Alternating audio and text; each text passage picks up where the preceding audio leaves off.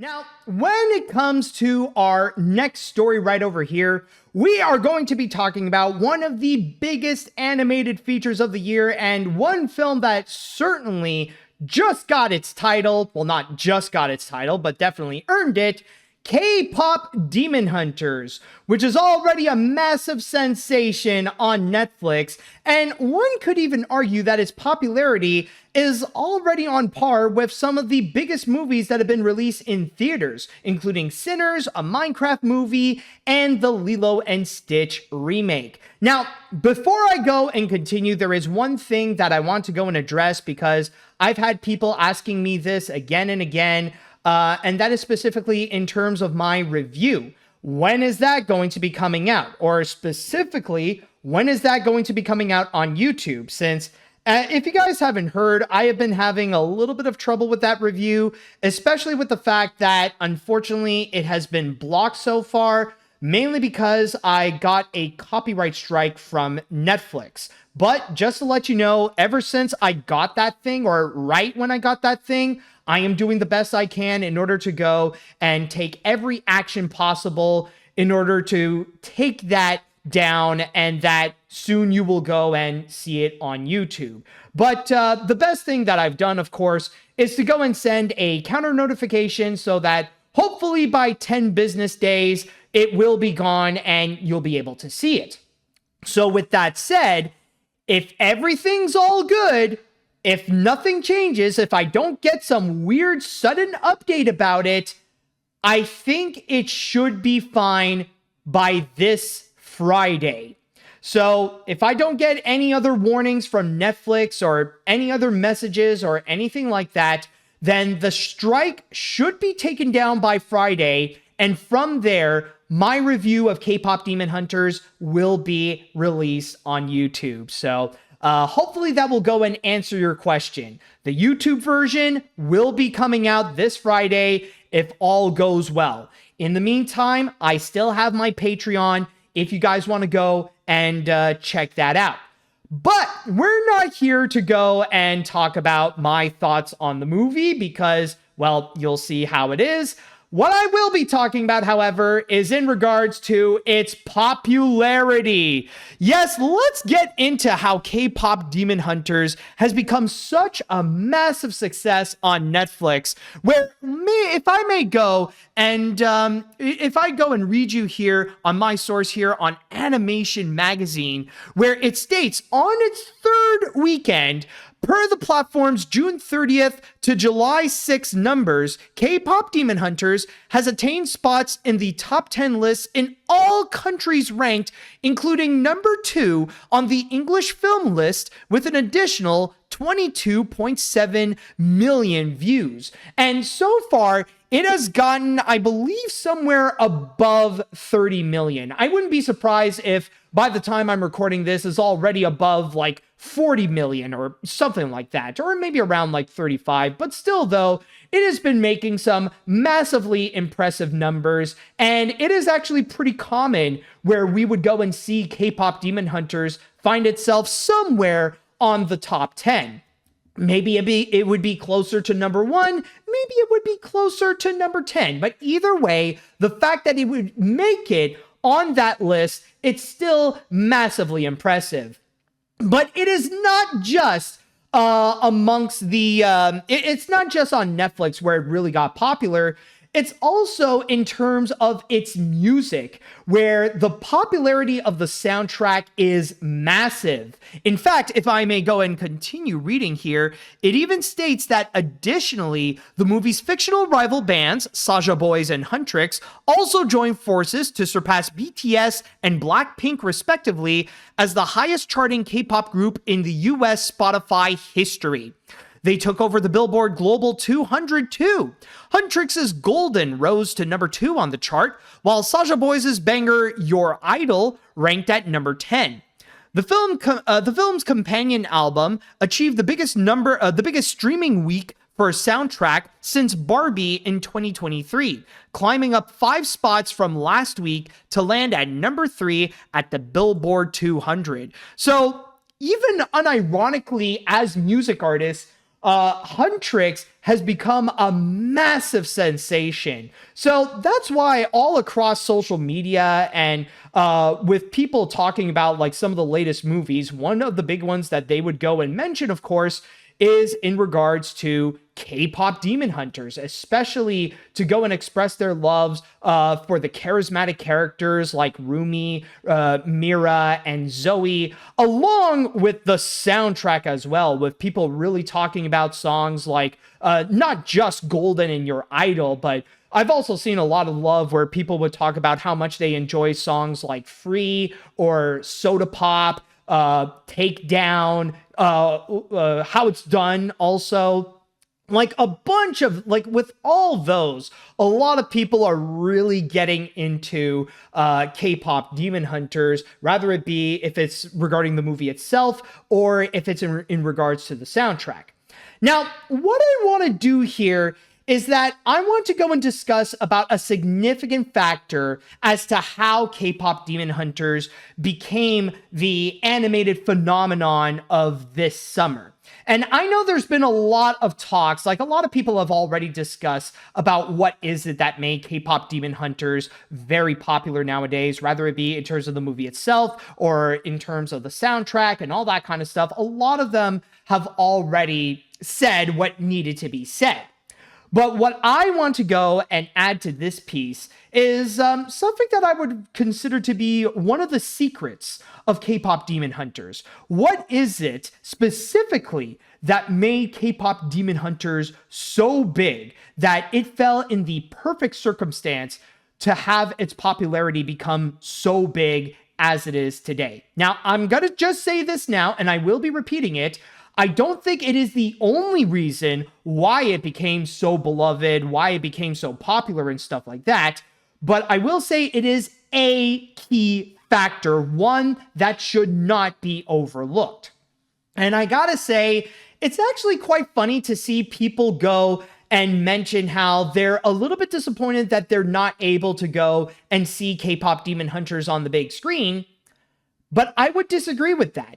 Because I believe a big part to K-pop Demon Hunters' success is actually the fact that it is a streaming movie. The fact specifically that it was released on Netflix. And I'm not just saying that because of how movie theaters are right now and with all the big movies that are going to be releasing. It's the factor that it's almost as if K-pop Demon Hunters was indirectly tailor-made to be for Netflix, because the kind of people who would really want this kind of movie, they're actually all found on Netflix. And one thing that K-pop Demon Hunters did perfectly, especially in terms of the timing of its release, is actually because of the massive popularity of Korean media, specifically the kind that would be coming out on Netflix. Because as you guys probably know, Korean media, whether it be stuff like K-pop or K-dramas or anything like that, they have become massively popular. I mean, yes, it is true that they have always been a thing. It's always well known that, the K-pop, not K-pop, but I mean like with Korean media, there is always an audience, and there's an audience all around the world for it. But it's really thanks to Netflix. And actually, I wouldn't just say Netflix. It's also thanks to the Bong Joon-ho movie Parasite that really elevated its popularity, where in the 2020 decade, it is now absolutely mainstream. And why some of the biggest streaming shows and some of the biggest streaming movies, all of those, some of them are actually Korean media. And a big part of it, of course, like you got Squid Game, which is the most prominent example. And then you would have Crash Landing on You and Extraordinary Attorney Woo and all those kind of shows. And I just want to point to you this article right over here. This really emphasizes more of what I am talking about. This is from The Wrap, called Netflix's Love Affair with Korea Isn't Ending with Squid Game by Kayla Cobb. And it's a very fascinating article that really dives deep into how Netflix is really banking and finding amazing success with Korean media. And this is not just talking about Squid Game. In fact, let me just go and read you one excerpt in which it really goes into how Korean media really got popular, or how like the wave really started big. To which it states here, reading from my source on the Wrap, it says the Korean wave first took off in the 1990s when shows like What is Love and Star in My Heart became popular in China. The phenomenon eventually began to emerge in Japan in the early 2000s, leading to an increase in Korean tourism, and had a niche following in the US. But it wasn't until Netflix entered the playing field and Parasite won the Oscar for Best Picture in 2020 that the K-content TV show game changed. K-drama has existed for a long time, since the 60s, but it was only with the entrance of Netflix where the production value really became higher, says Steve Cho, a scholar of Korean media, told The Wrap. Since Netflix's increased investment on K-content, Cho has noticed that more of his students are coming from places like the Middle East, Indonesia, South Asia, Latin America, and Europe. And right now, like, yeah, there are some outside factors like Parasite that played a factor, but especially with Netflix, and not to mention like the massive popularity of Squid Game, how that became a phenomenon. Like, yeah, Korean media was always a thing, but it wasn't until the 2020 decade began, and then it suddenly went mainstream. Like, some of the most talked about movies and shows are from Korean media, where people would go and be excited for what is to come, with what will be in store in South Korea. Like, what shows are they going to be releasing? Which ones are going to be coming out on Netflix? What movies will be coming out from filmmakers like Bong Joon-ho, which was why at the beginning of the year, there was a lot of hype for Mickey 17. And the big reason why people are just so hooked on Korean media, let me just go down a little bit, is actually right over here, in which they would go and state, at first glance, it may not seem like there's a common thread between a show about murderous children games like Squid Game or cross-border romance like Crash Landing on You. But for Cho, it is the easy morality of these universes that's appealing and even comforting to audiences. The source of distress are often broad and relatable, whether they be the weight of patriarchal system or the evils of capitalism. They're therapeutic for individuals around the globe who suffer because of circumstances beyond their control. Another reason for their popularity has to do with the production quality. Using its AI model that's been trained on social media responses, Diesel Lab found that people praise the lighting, costuming, twists, and character development of K-content. That's notable considering one of the big complaints about non-American shows is often that they look or feel cheap. So a big reason why people get so hooked on Korean media is actually because of not just the production quality really going all out, because with Korea, like, they don't hold back. Like, they will invest massive budgets and really make their films and shows look extraordinary, to be where they would feel like full-on Hollywood production quality projects that they would go and release, and not to mention like really going all out with the writing as well. But it's also in terms of the themes, the kind of themes that they would go into and really make a strong commentary about, rather it be Squid Game's commentary about capitalism, which, let's be honest, is really ironic with the way that Netflix would go and handle Squid Games and use that for their marketing, like ironically using it as a prominent example of their capitalism. Or even with Crash Landing on You, where they would go and talk about the patriarchal system, you know, a little bit of a similar commentary to what Barbie did in the 2023 movie. And honestly, when you go back to K-Pop Demon Hunters, there's a little bit of that same thing as well in terms of theming, that kind of comfort where they would go and address issues that people can go and actually relate with, which in K-pop's case is facing your inner demons. And it's something that everybody would go and face from time to time, where the inner demons would go and really chip away on your self-esteem and your self-love. So from there, with K-Pop Demon Hunters, they would try to go and really portray that in a bold and a very clear way, rather it be with Rumi, with her identity as a half demon, or how she would feel when she would be secretly hanging out with Jinu. So there is that element where you could tell there's that inspiration from K-drama storytelling that they would also implement onto K-Pop Demon Hunters to make it feel like it is a Korean movie, even though it's a film that is made in North America. But then there's also another factor that I want to bring up. It's not just the fact of its massive Korean theming that plays a significant factor to its success, and with the way that Netflix is really banking hard on Korean media, especially with stuff like Crash Landing on You or Squid Game. There's also the factor that it looks like an anime. Now, in terms of the animation, yes, a lot of it does look like it is, it does look like it's trying to be Spider-Verse. Like, I mentioned this in my review, but there's a lot about K-Pop Demon Hunters that really wants to go and emphasize that it's from Sony Pictures Animation, the studio that brought you the Spider-Verse movies and stuff like that.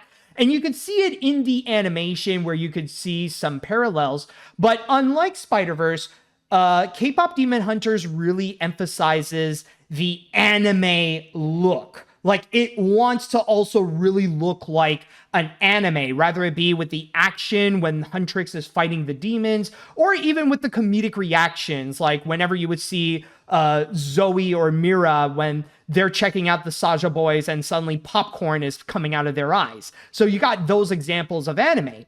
And that's also another major thing that Netflix is really banking on. It's the fact that anime is extremely popular on the platform. So I'm just going to be switching here on my source on The Hollywood Reporter, where it actually states here, according to Netflix, more than 50% of its members, amounting to over 150 million households or an estimated 300 million viewers, now watch anime.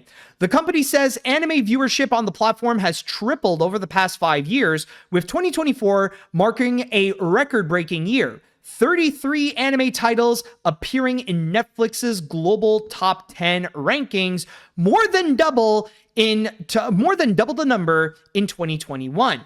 So that's also another significant factor, is that not only are Netflix audiences really craving for Korean media, rather it be like with the movies and shows, but they're also craving for anime as well. Hold on a sec. Oh boy, it's getting me choked up with how much they really want that, you know?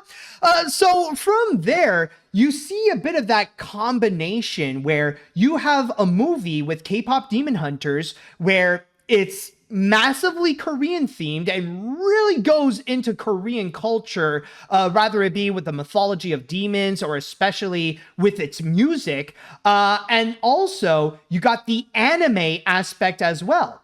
It's pretty much the kind of film where they know that the prime audience who would really want that the most is on Netflix, because they already got a whole bunch of anime fans, and they made Netflix a platform that could actually compete against Crunchyroll in terms of a streaming service that would go and offer anime on a regular basis.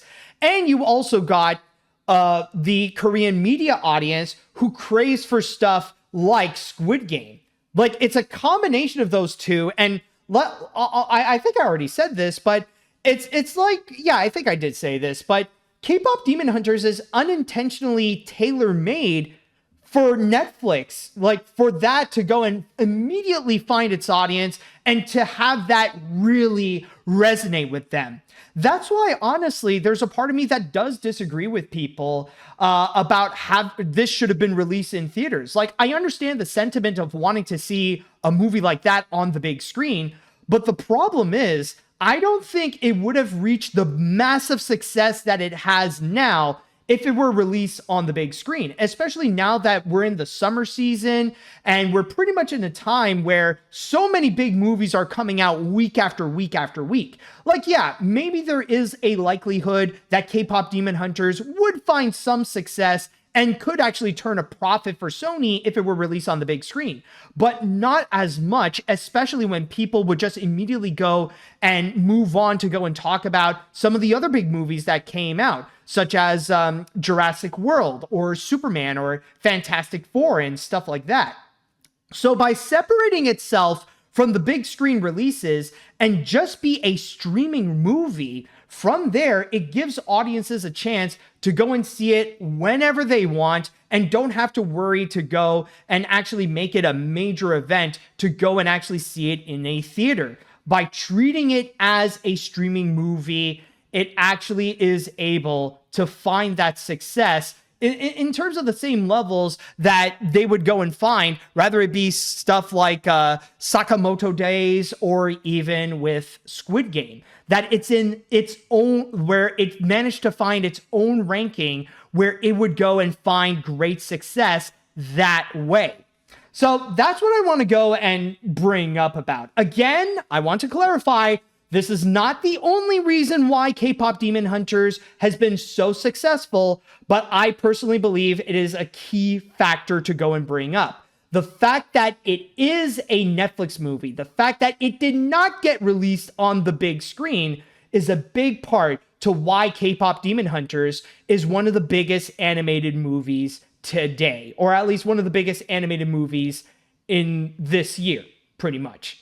All right, so with that said, now I would like to go and pass this on to the chat wall, and I'd like to ask you all, what do you all think about the massive success of K-Pop Demon Hunters? And especially, what do you think about my personal theory about K-Pop Demon Hunters' success is attributed to the fact that it came out on Netflix? And if you have seen K-Pop Demon Hunters, I would love to know what you think on that.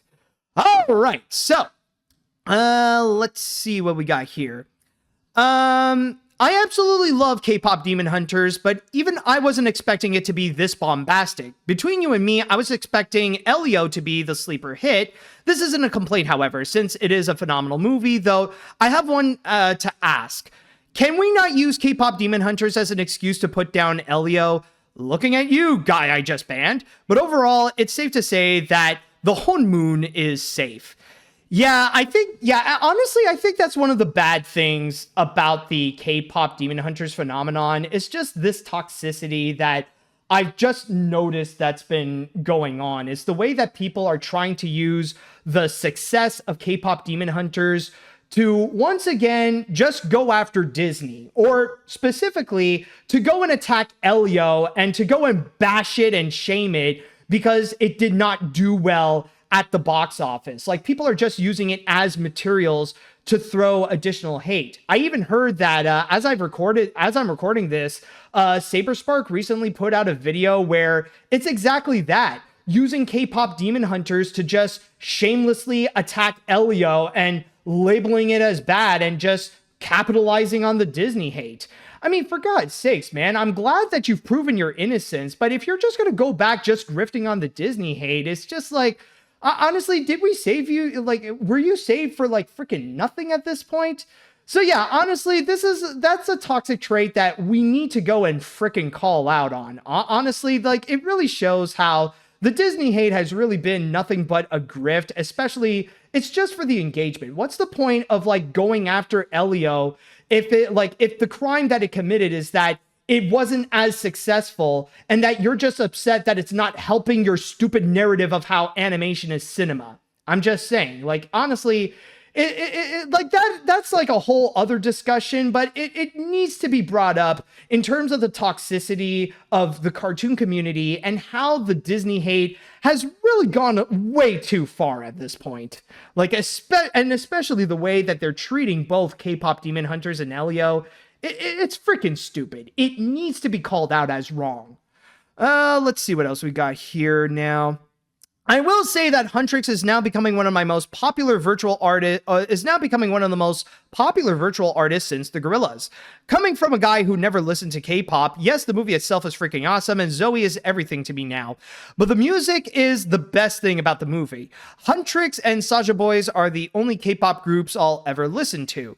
I guess I was wrong about how K-pop not being popular like it used to be after this. So yeah, major congrats to the amazing crew at Sony Pictures Animation for this. Oh, absolutely. They honestly, like, even at that, like, Sony Animation deserves like a pat on the back for the work that they've done on it. Let's see now. I feel very happy for K-Pop Demon Hunters as they are getting so much positive attention. The one thing I'll say though, once again, is that I really hate it when people like Saberspark use the attention to dunk on Disney and Elio. It's the same thing that happened to Wish and Leo, and I'm just sick of it at this point. Like, just celebrate how good Demon Hunters is without being negative as well. On a lighter note, I like how they use the anime expressions on the characters. Yeah, exactly. I wouldn't say Wish and Leo. Like back then, I would say it was more Wish and Trolls band together, which is such a weird comparison. And honestly, I feel like, in my opinion, that's not something to go and really prove your point of how Disney is bad. Like, if you're gonna try to use a movie to go and compare to show like how Disney is inferior, can you at least try with a good movie, or at least a movie that is better than Wish? Because honestly, you can't use Trolls band together, and you can't use the freaking AI comment, because honestly, how else can you describe how those stupid, terrible villains were made? At least that's just in my opinion. Not to bash the people at DreamWorks for the work that they have done on it, but honestly, I'm just personally not a fan, and I still stand by that Wish is better than Trolls band together. It's a lot more, like, Wish is a lot more heartfelt and way better made than that film. I know it's a random tangent, but just throwing it out there. Let's see. Anyways, where do we got here? Okay. Anyways, I want to congratulate Maggie Kahn and Chris Applehouse on their film's success on Netflix. Not just the animation and fun characters, but the soundtrack is so good. I hope that they greenlight a sequel, as there is a lot more story to tell. Hey Matt, which is your favorite song of the film? If you are watching it again, have a bunch of Korean snacks like boba tea and bulldog noodles and eat them crazy like from the Huntrix scene.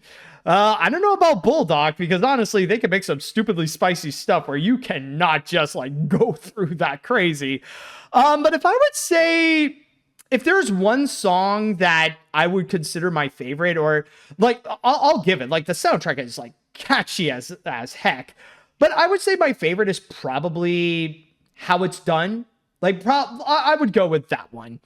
All right, I think I'll just read one more comment and then we'll be moving on to the next story. So, okay, let's see here. K-Pop Demon Hunters was definitely one of my favorite animated films that came out this year, and I could definitely see how it became successful, especially thanks to the popularity of Korean projects that really started with Squid Game and really benefited from being on Netflix. However, one thing I don't like about the animation community is to use it to hate on Elio. Case in point, Saberspark's recent video and that stupid thumbnail. Yeah. Honestly, at least it is good that we are calling out that stupid bullcrap. Like, at least we are emphasizing, like, how toxic it is. And the only reason that people would do so is just grifting for views and engagement. But still, though, again, congratulations to the Sony Animation team for the success that they are getting with K-Pop Demon Hunters.